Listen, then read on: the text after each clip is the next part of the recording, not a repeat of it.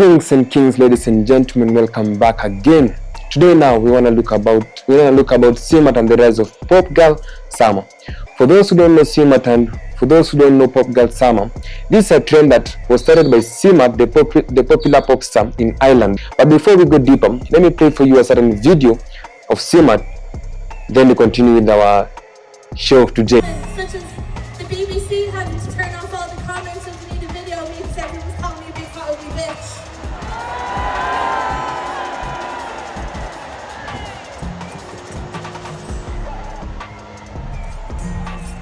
Which is insane.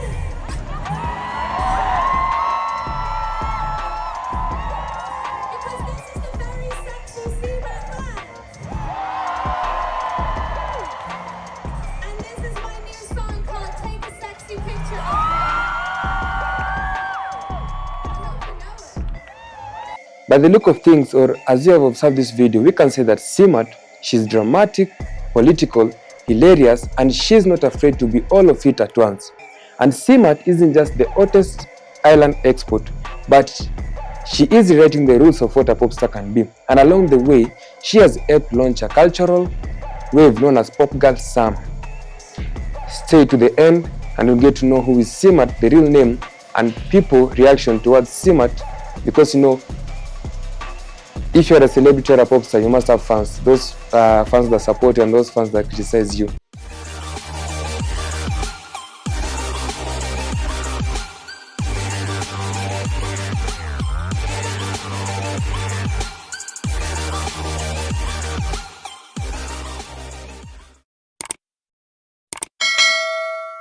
CMAT real name, Ciara Mary Alice Thompson. I don't know if it's Kiara, but it depends on the English teacher. This girl busted out during the lockdown period with a debut album titled If My Wife Knew, I'll Be Dead.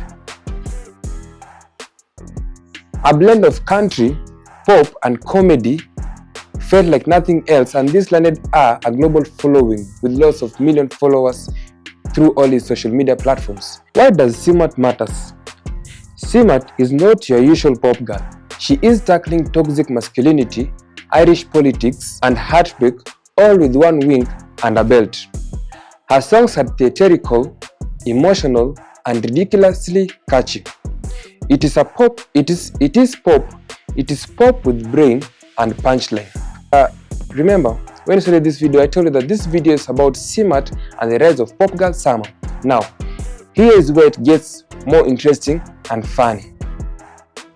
Pop girl summer. CMAT has inspired a trend #PopGirlSummer.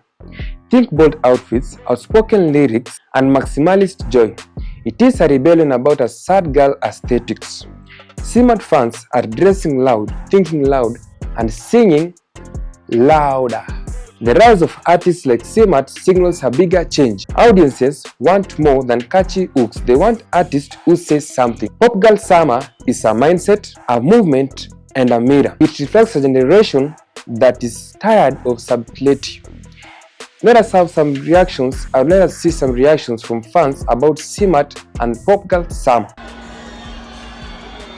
you know what? I was actually freaking out a little bit. I was like, oh, they're gonna see my nipples.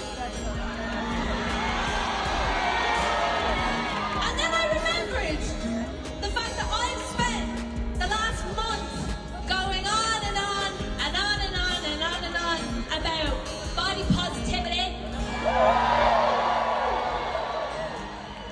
and how commercial attractiveness benefits no one. Because this next song was written after we did a lot of festivals last year. People would film us as they're filming now. Hi, darlings. Hi. People would film us, put me on the internet, and they would leave a lot of horrible comments about my physical appearance.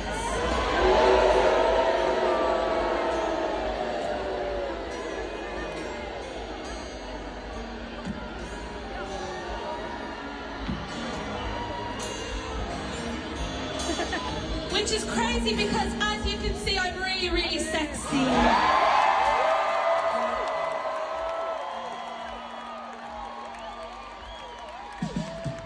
CMAT, welcome back to the Brits.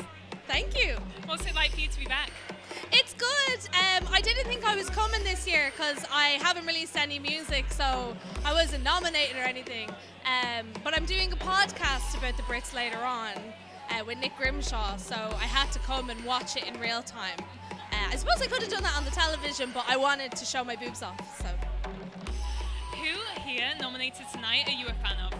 I'm very openly a very big fan of The Last Dinner Party. They are like, they're just such a beacon for me. Like, it's really, you know, I think about The Enemy, the Musical Express, which I collected when I was a 13, 14, 15-year-old girl. And back in the day, there was no woman to be seen for miles around in that magazine. And I feel like The Enemy is aware of that. Like, there was no women in indie music because they weren't allowed to be visible and they weren't put through the fourth at a time when guitar music was starting to die a death. They didn't think, oh, maybe we should revitalize it by like encouraging women to get involved. Back in the day, no women anywhere, just vibes. And so to see so many women not only just like being here but also being the best at what they do to the point where they're winning Brit Awards and like playing on the telly is like really just make my heart sing. I love it so much. I love it. I feel like the music industry at the minute, women are absolutely dominating, especially in the pop scene. So we've seen like obviously what Taylor Swift's doing, we've seen Sabrina Carpenter taking over, Chapel Roan. Yeah. Why do you reckon it's resonating with so many people at the minute? I mean, I don't know so much about like pop music because it's not my, especially the American type, it's not my super specialty, but I think it's just a case of like women being kind of held down for such a long time and having so many barriers to entry for such a long time that the minute that that's lifted a little bit, you just have the floodgates open and everybody comes through. And it's also, you have people like me and people like I know Last Dinners just like sitting in their teenage bedrooms being like, any women at all, and then you kind of know that that's your motivation going forward, is to try and get other girls out of their bedrooms where they spend all their time on the internet, you know. It's like, yeah, I think it's a cycle. We saw a massive 2024 for you. What do you have coming in 2025? Lots and lots of new music, and it's coming very, very soon. I spent all of like September to December working on it in a hole in New York City. So it's done now.